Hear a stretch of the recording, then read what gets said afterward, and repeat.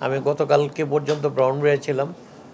ব্রাউনবাড়িয়া থেকে গতকালকে আমি ফিরেছি এবং আজকে তো যথারীতি অফিস করছি এবং বিভিন্ন জায়গায় কাজকর্ম করছি।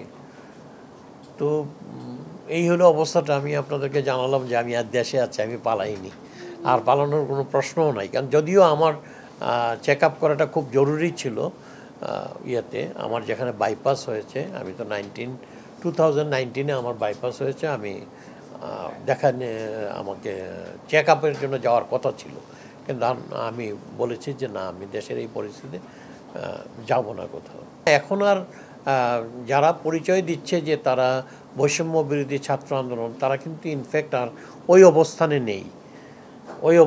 নেই। তারা কিন্তু এখন রাজনৈতিক ইস্যু নিয়ে মাঠে নেমেছেন।